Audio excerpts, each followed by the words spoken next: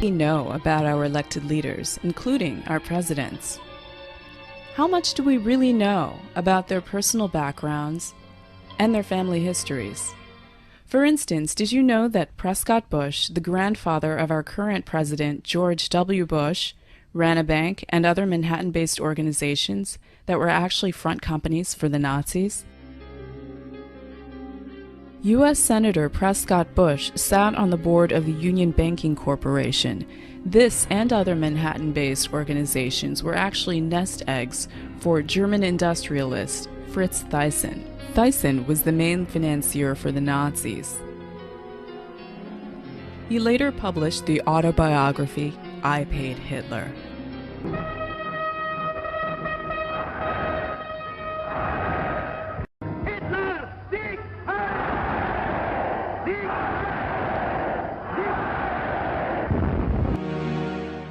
Even after America had entered World War II, Bush and the Union Banking Corporation continued doing business with the Third Reich. After the start of America's intervention in the war, the U.S. government seized the holdings of the Union Banking Corporation and other Nazi-affiliated companies associated with Prescott Bush. Later, however, with the profits and contacts gained from this venture, Prescott Bush created the Bush family fortune, jump-started his own political career as a U.S. Senator, and established the Bush family dynasty. Prescott Bush was also involved with a steel company that used Nazi slave labor from the concentration camps. 2 Holocaust survivors recently sued the U.S. government and the Bush family for $40 billion, claiming the Bush dynasty benefited from Auschwitz slave labor during World War II.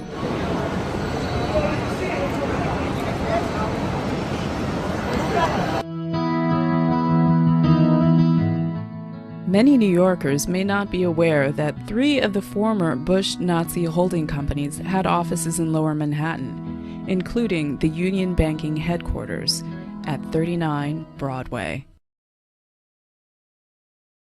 I've been an investigative reporter and a journalist for 35 years. I've worked in every major media market in the United States, and I've written for more than 100 newspapers and magazines nationally and internationally. So last September 17th, I became the first journalist in U.S. history to go to the U.S. National Archives and the Library of Congress and pore over the thousands of pages of documents in both places to prove beyond a shadow of a doubt or any refutation of the facts that Prescott Bush, the grandfather of George W. Bush, and George Herbert Walker, his maternal great-grandfather for whom his daddy is named, were Nazi traitors to the country who should have been tried for treason. 2 weeks ago, in early August, a major world newspaper, The Guardian of London, finally got on the story internationally, and they flew a renowned reporter of theirs named Duncan Campbell over to Washington to take me back to the archives and Library of Congress so that they could verify that these explosive documents were real and I didn't have forged copies. Prescott Bush was the grandfather of George W. Bush and the father of George Herbert Walker Bush, and George Herbert Walker Bush is named for his father-in-law, George Herbert Walker. Prescott Bush graduated from Yale in 1917 and was in Skull and Bones with E. Roland Harriman, who was the younger brother of W. Averill Harriman. The Bush family really had nothing going. They were essentially social climbers and opportunistic people. At the time that Prescott Bush met Dorothy Walker, he was a tire salesman. And George Herbert Walker, as all fathers do when their daughter's going to marry someone, said in his heart, you know, it's not an appropriate thing socially that my daughter marry a tire salesman. So he brought Prescott Bush first into Brown Brothers Harriman and then Union Banking Corporation. In actuality, it was anything but a bank. It was essentially a Nazi money laundering operation that had a lot of tentacles into a lot of different other businesses. They owned a shipping line called Hamburg American Line, for example, which was the first Nazi front business seized, although the line was no longer operational in 1942. In the early 1930s, it transported Nazi spies into the U.S., and then their promotional ads offered cash rewards to any American citizens who would go back on Hamburg American lines and proselytize for Hitler. 8 months after the U.S. had entered the war, the New York Herald Tribune ran a front-page article, "Hitler's Angel has $3 million in U.S. bank." And it caused a major scandal and just rocked the world of politics. Brown Brothers Harriman, which George Herbert Walker and Prescott Bush were affiliated with and partners in, worked with I.G. Farben, which operated Auschwitz. Prescott Bush, he did a number of things that were not only anti-American, but were pro-Hitler, and he did all that he could to proselytize for Hitler and the rise of his Third Reich, because the largest client, Fritz Thyssen, of his patron, W. Averill Harriman, dictated what kind of behavior he would practice to enhance his own career. So he was put on the board of directors of Union Banking Corporation, and he was also a shareholder in Union Banking Corporation along with E. Roland Harriman. But what's interesting about what the documents show is that they clearly state that all of the shareholders were phantom shareholders for Fritz Thyssen and did his bidding directly. So the point I'm making is it's not as if they bought these shares of stock as a passive investment to hopefully profit from the war. They were directly doing the bidding of the individual who built the Nazi war machine. Some very shocking documents that I saw at the Library of Congress 2 weeks ago on August 10th. On August 9th, excuse me, had to do with the hearings of the McCormick-Dickstein Committee of November 1934, show that Prescott Bush and the DuPont family, the Remington family, and J.P. Morgan tried to overthrow the U.S. government, assassinate FDR, and put a Hitler-style fascist state in place. I have in my possession testimony from the McCormick-Dickstein Committee in November of 1934 by one of the fascist plotters that they were going to follow Hitler's model exactly and impose martial law on the United States, round up unemployed people that were worthless to the economy and troublemakers and Jews and put them into internment camps. And their plan was, if necessary, to exterminate the people that could not be part of the effort. The only reason the coup attempt in 1934 didn't succeed is that they hired the wrong general to lead it, General Smedley Butler, the great Marine hero, two-time Congressional Medal of Honor winner, who worked with the plotters just long enough to be able to identify who they were and then blew the whistle on them to Congress. Incredibly, after being warned by the FBI and the Justice Department and the Treasury Department to cease and desist in their Nazi dealings, they had continued them until 1951. There had been 28 additional seizures of Nazi assets and Nazi business fronts between late 1942 and 1951, and that they had moved Nazi assets into Switzerland, Brazil, Argentina, and Panama, and they had continued to do business with their primary Nazi patron, who was Fritz Thyssen, who backed Hitler beginning in 1921 and who was the wealthiest man in Germany, and a steel and coal baron who, with his partner Friedrich Flick, essentially built the Nazi war machine along with I.G. Farben. In 1951, when Fritz Thyssen died in Argentina, Union Banking Corporation was liquidated by the U.S. government, and Prescott Bush received $1.5 million for his holdings in his Nazi business, and that was the beginning of the Bush family fortune for all intents and purposes. George Bush doesn't take his philosophical foundation from the Bible or the teachings of Jesus in the Sermon on the Mount. George Bush takes his inspiration from what he learned in Skull and Bones and from the Thule Society that Hitler and Goebbels and Goring cut their teeth in, Bohemian Grove, these evil organizations that perpetrate the ugly things that these criminals are doing to this country for which they must be held accountable. Now you look at the Republican National Convention this week, and you bring in Arnold Schwarzenegger to speak last night. Schwarzenegger is the son of a Nazi. He has praised Nazis. He has praised Hitler. He talked last night in terms like, we will not falter, we will not waver, we will win this war on terror. He's a leader who doesn't flinch, who doesn't waver, and does not back down. Well, that's exactly the speeches that Hitler made after the Reichstag fire. Terrorism and the homeland being under attack are precisely the issues that Hitler used to subvert everything within the German system of government. This is a criminal regime. They not only emulate Hitler, but its genesis comes from Hitler. And I defy anyone, a historian, journalist, author, anyone, to come forward and disprove my premise that you cannot differentiate Hitler's invasion of Poland in 1939 and the Reichstag fire and his attempt to dominate the world from George W. Bush's unprovoked invasion of Iraq and subversion of the Constitution through the Patriot Act after 9/11, which I submit is his Reichstag fire. Karl Rove and his minions are every bit the masters of propaganda that Joseph Goebbels was. They literally took lessons from Goebbels and Goring about how to create such brilliant propaganda that unreality can become reality, and reality can be subverted to fantasy political subterfuge right before your eyes. On the 21st of November 1934, the following rather chilling article appeared in the New York Times. It concerns the discovery of a planned coup that could have altered the course of American history, yet today hardly anyone knows anything about it.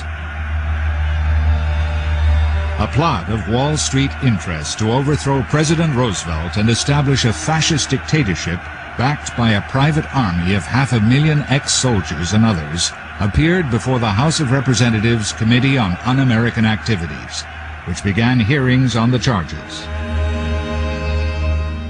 If these long-forgotten accounts can be relied on, I seem to be looking at an attempt to set up a fascist government in the land of the free.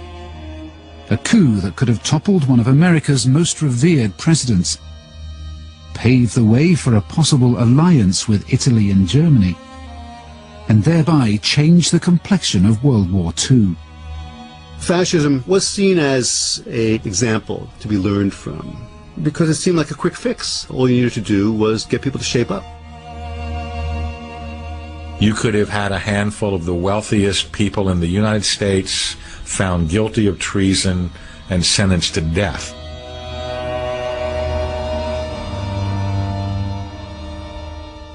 But just what was this plot? Who were the Wall Street interests?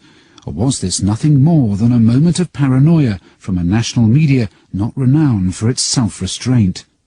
Well, the answers to some of these questions may have to wait until I can get my hands on the bulk of the evidence, documents detailing evidence heard behind closed doors by a congressional committee. But I already have the official statement released by that committee when it reported back to Congress. Its members clearly had no doubt that a fascist coup was in the offing.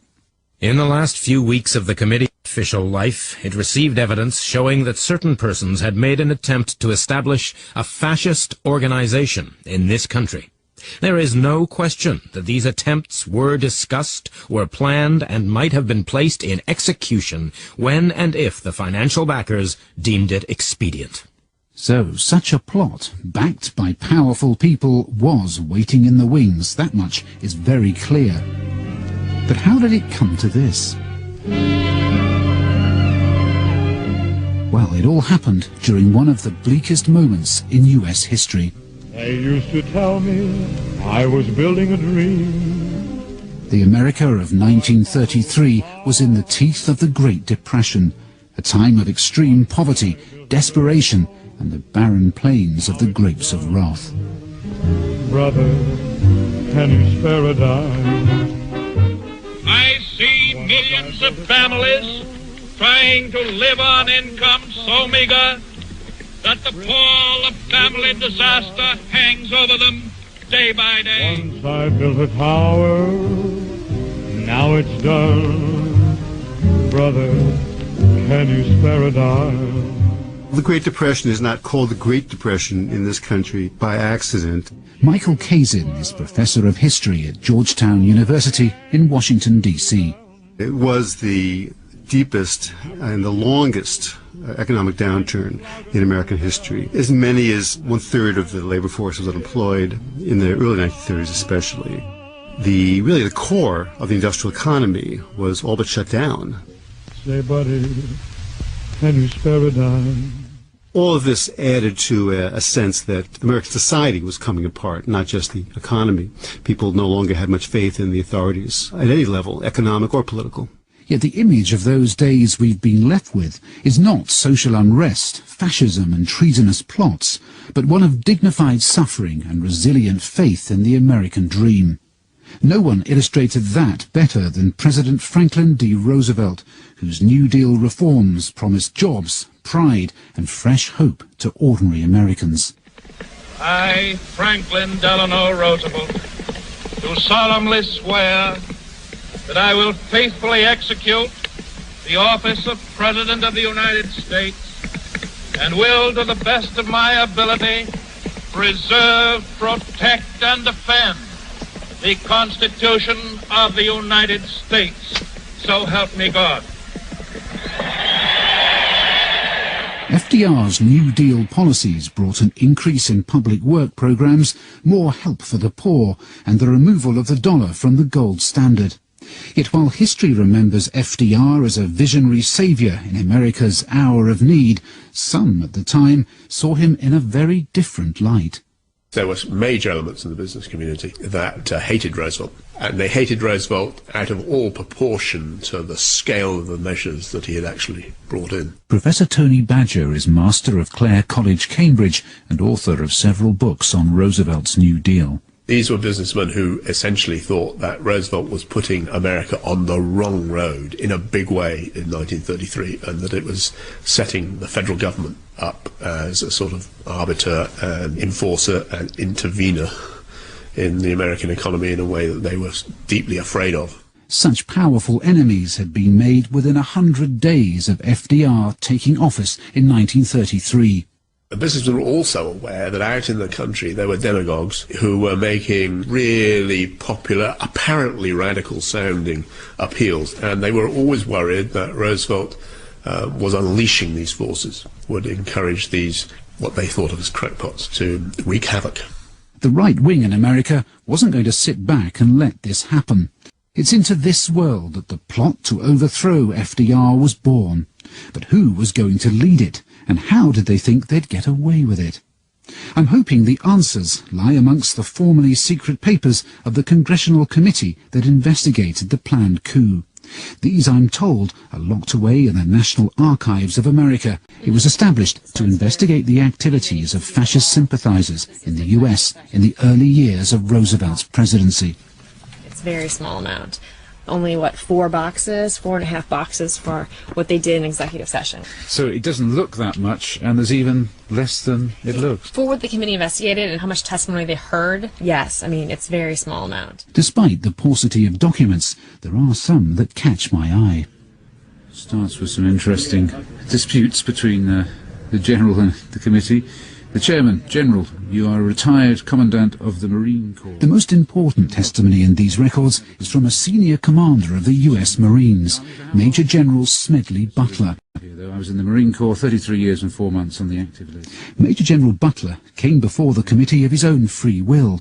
He had, he said, been contacted by a well-connected New York City broker called Gerald Maguire. Maguire met Butler a number of times and slowly revealed his audacious plan.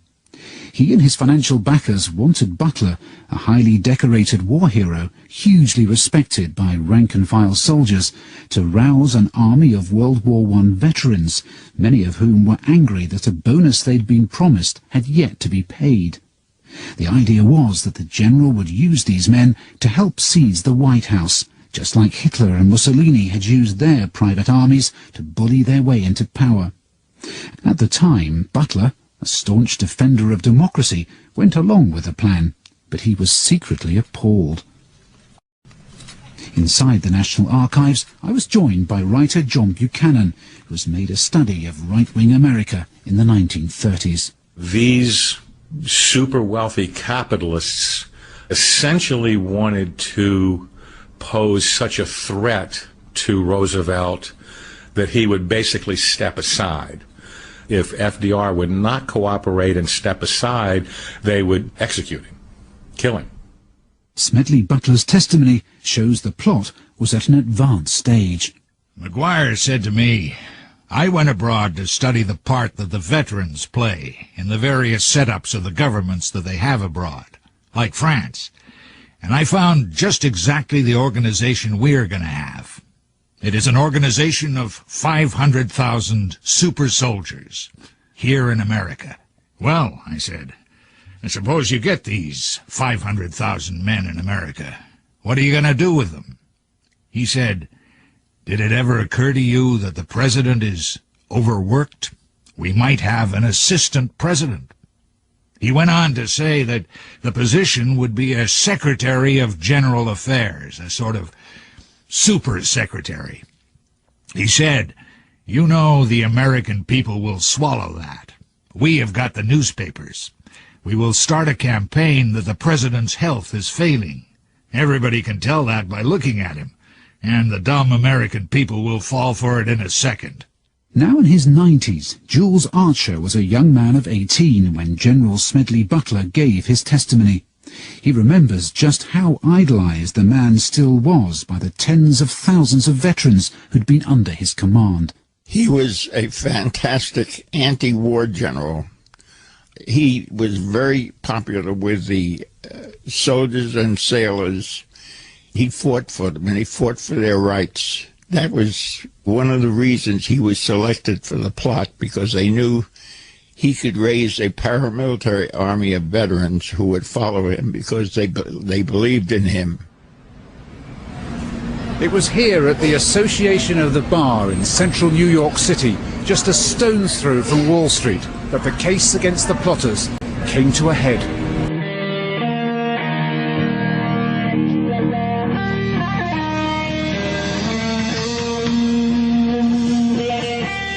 One of the most important witnesses who came here was Paul Cumley French, a journalist Smedley Butler took into his confidence after the conspirators had tried to recruit him.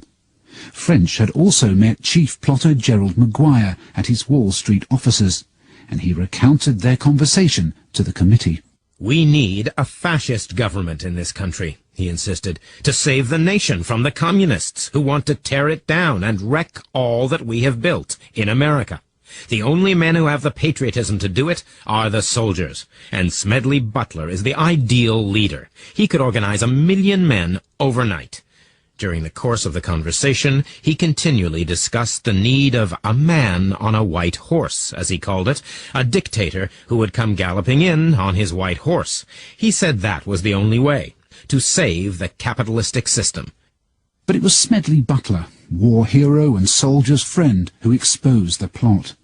He continued his meetings with McGuire until he gathered enough information on the plotters to bring the evidence before the McCormack-Dickstein Committee. And the central character of the plot, the plain-speaking Major General Smedley Butler, was caught on early newsreel from the time, explaining his part in exposing the plot. I talked with an investigator for this committee. He told me they had unearthed evidence linking my name with several such veteran organizations. As it then seemed to me to be getting serious, I felt it was my duty to tell all I knew of such activities to this committee. My main interest in all this is to preserve our democratic institution. So Smedley Butler remained adamant that he was the target of a fascist plot, and there was never any doubt either in the mind of committee chairman John McCormack that the forces of fascism were gathering to storm the White House. But who was going to fund the coup? Even with the backing of 500,000 veterans, a plot of this sort against the most powerful government on earth needs money as well as muscle, and an awful lot of it too. Well, according to Smedley Butler, this was where the big business moguls and Wall Street brokers behind the coup came in. They, he was told by McGuire, would soon step out of the shadows in the form of a newly created lobby group. Soon after he made this promise to Butler, the American Liberty League was born. McGuire said, well, you're going to see in the next few weeks in the press, this organization is going to be created that's going to front for the whole thing, and we're going to stand up for the Constitution, and we're going to stand up for our troops, and so on. And lo and behold, about 2 weeks later, splashed all over the major newspapers of the time, especially in New York and Washington, the creation of the American Liberty League. It's a matter of record that the membership of the American Liberty League included some of the most famous names in business. Its benefactors read like a who's who of household products that are still familiar today. General Foods, the makers of Maxwell House coffee, Birdseye and Colgate, Heinz Foods, US Steel and car manufacturer General Motors were all supporters of the League. The treasurer of this organization was the broker Grayson Murphy. Little research has revealed that he was none other than the boss of the man at the center of the plot allegations, Gerald Maguire. Later in the McCormack-Dickstein report, a shipping company called Hamburg America Line was accused of providing free passage to Germany to American journalists willing to write favorable copy on Hitler's rise to power. The company is also alleged to have brought Nazi spies and pro-fascist sympathizers into America. John Buchanan has studied this later section of the report and has discovered that one of the company's managers came from a very famous family. The thing that surprised me most was to discover in the documents that this company, Hamburg America Lines, had in fact been managed on the U.S. side at the executive level by Prescott Bush as part of a web of Nazi business interests that were all seized in late 1942 under the Trading with the Enemy Act by the U.S. Congress, and Prescott Bush is the grandfather of the sitting president of the United States. Of course, at the time, it was perfectly legal to have dealings with Hitler's Germany. Prescott Bush was not called to account for this until America entered the war. Neither was it a crime to be a member of a lobby group like the Liberty League, and have found no firm evidence that the Liberty League itself was behind the plot to overthrow their country's democratically elected president. But academics like Professor Tony Badger believes that it was, at the very least, a magnet for those with such intentions. But yet again, the evidence is hard to find. You'd have thought that if there was any linking leading American industrialists of the day to a plot against the president, I'd be able to find it at the National Archives in Washington. Yet when John Buchanan and I leafed through the rather thin files there, we found no direct reference to any of these people. Though I'm now starting to wonder whether any such evidence has been removed or deliberately withheld from the records in the first place. General Butler seemed to have harboured similar suspicions. After the investigating committee published its findings, he accused its members of deliberately editing out of his testimony the names of top business people who he had linked to the plot. On the 17th of February 1935, just after the committee had published its findings, he had this to say on Radio WCAU. Like most committees, it has slaughtered the little and allowed the big to escape. The big shots weren't even called to testify. They were all mentioned in the testimony. Why was all mention of these names suppressed from the testimony? The co-chairman, Samuel Dickstein, admits that the papers were censored, but insisted that this was for a very good reason. The testimony given by General Butler was kept confidential until such time as the names of the persons who were mentioned could be checked upon and verified. This accounts for the fact that when the results of the hearings were made public, references were omitted. That argument would have seemed fair enough if names had later been checked and verified. Yet most of the senior figures implicated in General Smedley Butler's evidence were never asked to appear before the committee to answer the questions raised. Even though, had the allegations against them been found to be true, people like Irene DuPont and banker J.P. Morgan could have faced the death sentence for treason. The investigations mysteriously turn to vapor when it comes time to call them to testify. FDR's main interest was getting the New Deal passed. And so he struck a deal in which it was agreed that the plotters would walk free if Wall Street would back off of their opposition to the New Deal and let FDR do what he wanted. John Buchanan. With their cover blown, it seems likely that the plotters and their wealthy backers had little option but to accept such a deal and return to the business they knew best, making money. There were little warning signs, but few were paying attention when George H.W. Bush the Poppy ran for president in 1988 and 1992. First, during the campaign, it surfaced that one of his campaign staffers was a distributor of pro-Nazi propaganda. Before the ink was dry on the individual's resignation, further revelations showed there were in fact a number of ex-Nazis on Bush's campaign staff, including Laszlo Pastor and Jaroslav Stetsko. Pastor was a member of the Hungarian Arrow Cross during World War II and served as an envoy to Germany. The Arrow Cross was known to be excessively brutal even to their Nazi allies. Stetsko served as the prime minister of the short-lived Ukrainian puppet government. During the short reign of this puppet regime, over 100,000 Jews were slaughtered in Lvov. George H.W. Bush's insensitivity towards victims of the Holocaust is underlined by his employment of Fred Moloch, a well-known collaborator with former Nazis, in both his presidential campaigns. Upon winning the presidential race, George H.W. Bush, the puppy, placed his assets in a blind trust headed by his close friend William Stamps Farish III. That appointment should have triggered alarm bells that something very dark and sinister is buried in the Bush family's past. His grandfather William Stamps Farish sold the Japanese the gasoline used in the attack on Pearl Harbor. Likewise, the elder Farish supplied Hitler's war machine with oil and tetraethyl lead. George H.W. Bush's father, Prescott, was close friends with the elder Farish and remained so even after the elder's testimony before Congress provoked Harry Truman to cry out, "This is treason." In fact, during the war, Prescott had 3 companies seized from him for trading with the Nazis. To understand the web of intrigue and follow the money from the Holocaust to the Bush family, we need to start with the period immediately surrounding World War I. By 1916, August Tyson could see that Germany had already lost the Great War and he needed to protect his fortune. His eldest son had been groomed to run the family steel business in the Ruhr. His second son Heinrich discreetly changed his citizenship from German to Hungarian and married the Hungarian aristocrat Baroness Margaret Bornemisza de Caution. Near the end of the war, August Tyson opened the Bank Voorhandel en Schifvaart in Rotterdam. Holland was a neutral country during the war, and the new bank would serve as the perfect location to launder funds from the Tyson Bank in Berlin and protect his fortune from Allied financial demands. At the end of the war, Heinrich, now going by the name of Baron Tyson Bornemisza de Caution, moved to Rotterdam and became the principal owner of the Bank Voorhandel en Schifvaart. All that remained to be done in August Tyson's plan was to set up an American bank.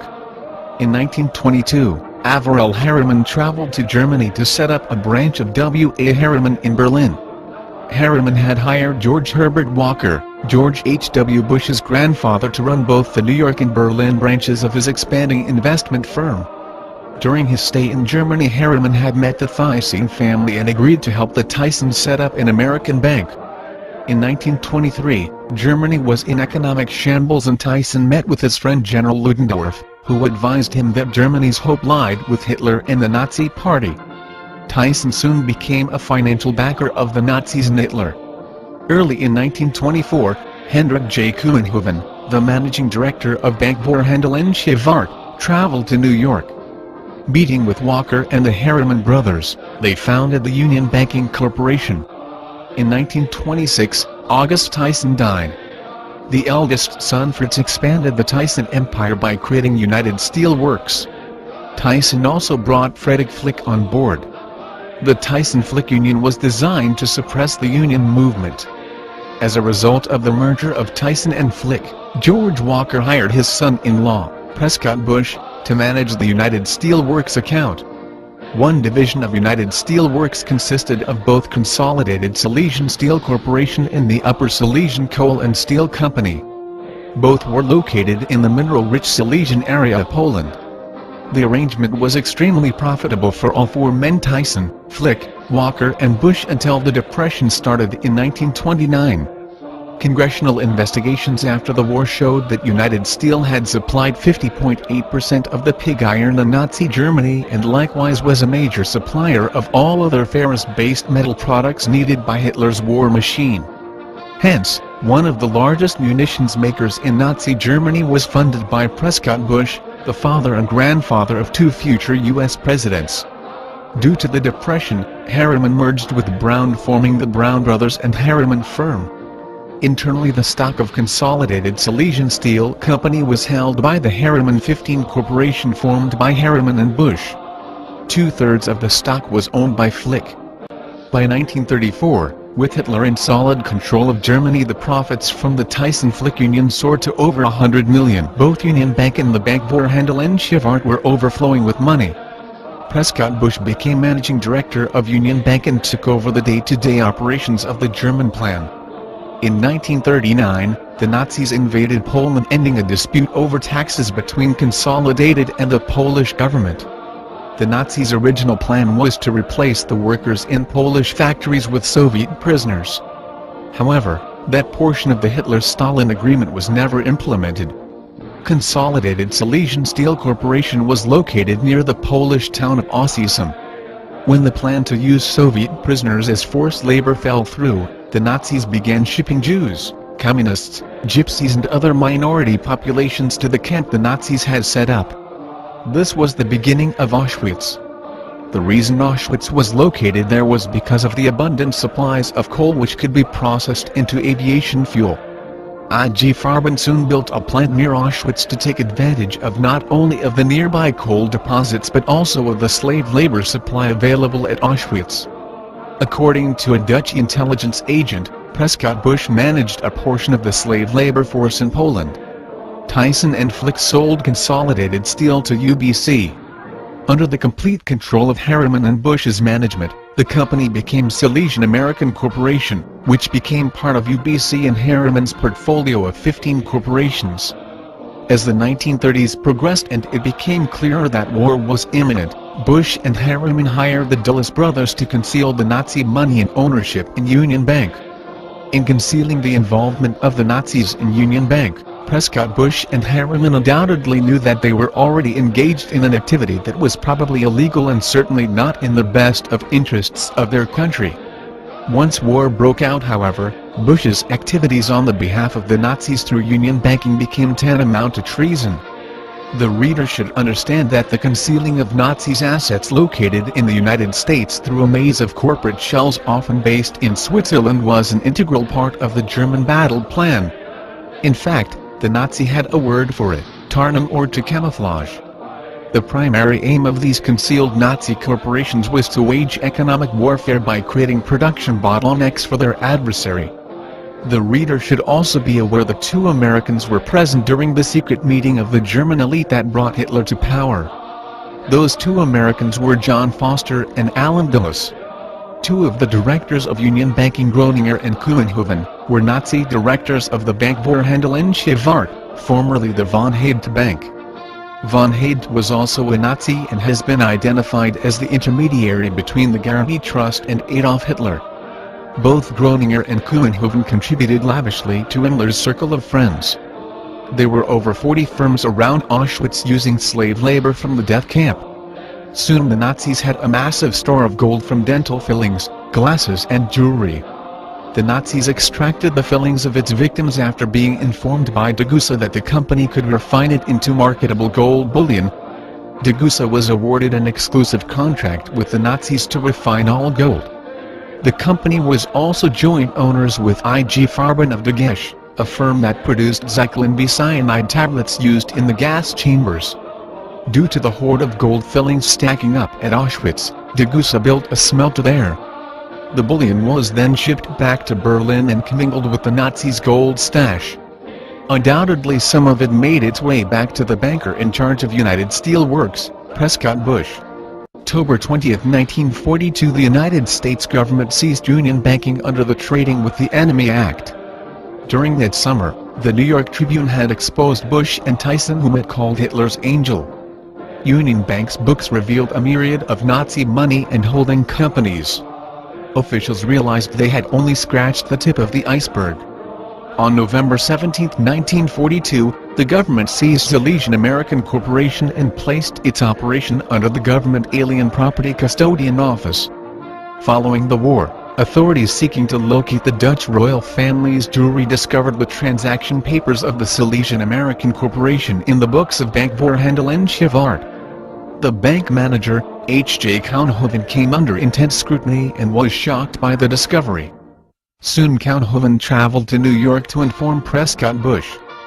Dutch authorities date the meeting as soon after Christmas 1947. 2 weeks later, the otherwise healthy Dutch banker died of a heart attack. Coincidentally, this was the method of choice of the Gehlen network for liquidating people. The Nazis had perfected a method of inducing heart attacks that autopsies could not detect. On February 8, 1951, Tyson died in Argentina. Following his death, the alien property custodian released the assets of the Union Banking Corporation to Brown Brothers Harriman. The remaining shareholders quietly cashed in their remaining shares. Prescott Bush received $1.5 million for his share in Union Banking's blood money. This brief article has only scratched the surface of the sordid association of Prescott Bush with the Nazis, as he had yet a third company seized from him during the war. In his first run for senator, Prescott was defeated after his position within the eugenics movement was disclosed. George the Puppy has followed in his father's footsteps and retained many of the same family connections with the Nazis. For instance, as chairman of the Republican Party, he presided over the formation of the ethnic heritage groups of the Republican Party. This was a reward for the Nazi quislings from Eastern Europe for helping in the election of Nixon as president. When two or more ethnic groups were vying for control over a particular group, invariably the group with close ties to the Nazis won out. George also shows the same intense interest in population control. Perhaps it was for his beliefs in eugenics, George appointed General William Draper as his expert on population. Or perhaps it was more of a reward for past services rendered by Draper to the Bush family. Draper was the former general placed in control of the military government's economic division after the war. Draper was a rabid racist and member of the Eugenics Society. He was also a former employee of Dillon and Reed, the large Wall Street brokerage house that floated the largest German bond offerings, including one for United Steel Works. In his position as economic czar of Germany, he stopped the dismantling of an IG Farben plant and was in the ideal slot to protect his former clients that armed Hitler, including Bush. The IG Farben head office was later turned into the CIA's European headquarters. The American government continued to blackmail most West German politicians throughout the Cold War based upon their denazified pasts.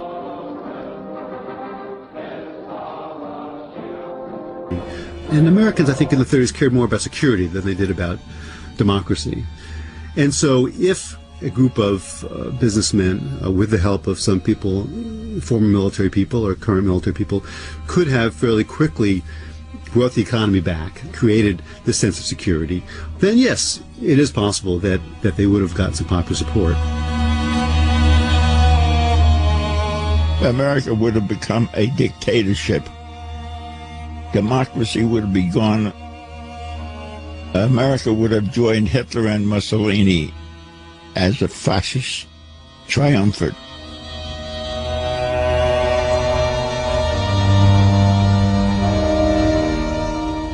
Perhaps the biggest remaining question is whether, had the coup gone ahead and been successful, the American people would ever have put up with a dictator in the White House. It's critical that every citizen of this country rise up and do something, because the day of reckoning is at hand, and these people are Nazis. They are practicing Nazi philosophy. They are mimicking Nazi tactics, and time is running out. God bless you, and may God bless America.